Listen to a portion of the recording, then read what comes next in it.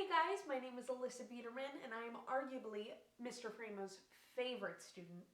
I'm just kidding, Mr. Fremo doesn't have favorite students, but if he did, I'd probably be one of them.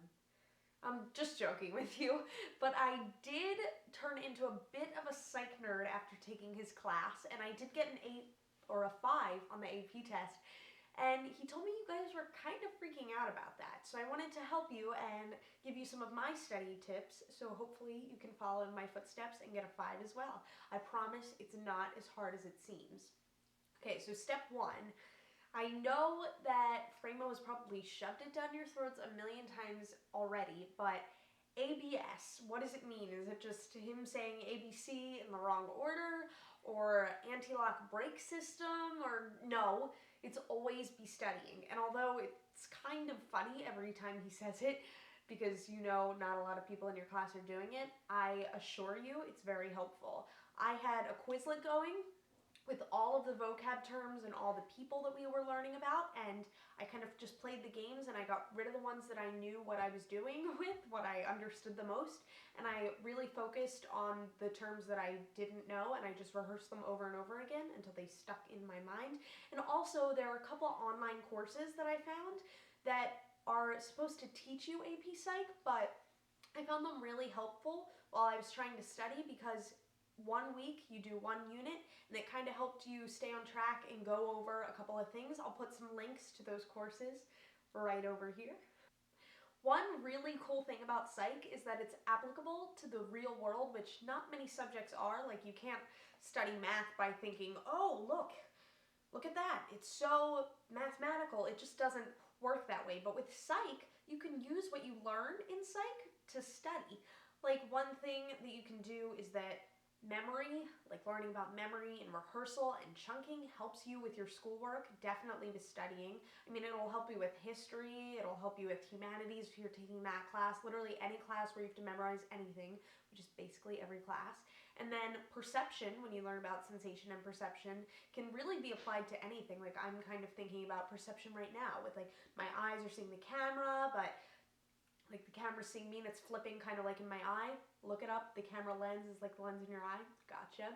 And then experiments always come up in literature. Like, if any of you took AP Lang and Com, maybe this year or last year or maybe next year, then you will have read The Tipping Point. And when I was reading that, I was going through and I was like, wow, I know about lots of these things because of Mr. Fremo's AP Psych class.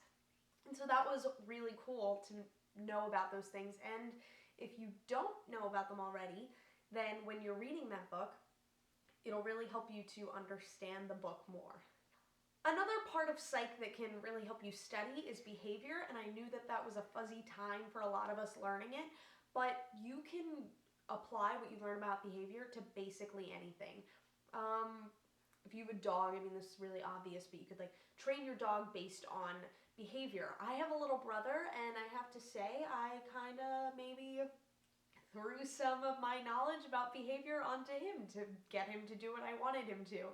Another thing, if you are around little kids, if you babysit, if you have a little brother like I do, all of the development stuff is also very applicable. So you don't have to necessarily do your typical flashcards or reading or like keep going over things, because it's so easy to apply what you learn to real life. It's like, why do I constantly think about Pavlov when I wash my hair? Why do I associate chunking with, like, every time that I take someone's phone number down? Psychology was applied to life. Also, come test time, you're going to have to use your resources.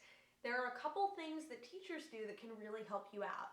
I know my year, Mr. Fremo had 2 Starbucks coffee sessions where we all went to Starbucks. It was actually really super fun because it was fun going to Starbucks with your teacher. I mean, that's awesome. We went to Starbucks and we took practice AP tests and we went over all the answers we weren't sure about, and I think that's something that really helped me with the test because it was the actual format if you were a little unsure about that. And then another place that really helped me, even though Mr. Sachs wasn't my teacher, he held after school AP test practice sessions as well. And that helped me also because that's another format of the test, and he went over the essays, which are definitely kind of iffy for a lot of people. Okay, and another thing, just have fun. Psych is probably one of the most fun classes you'll take in all of high school, so have fun. I mean, like classes you like more, you tend to remember more, you tend to be more interested in. So that should help you if you decide you like psych, then you will remember more things for the AP test. And also, like, what other class teaches about life?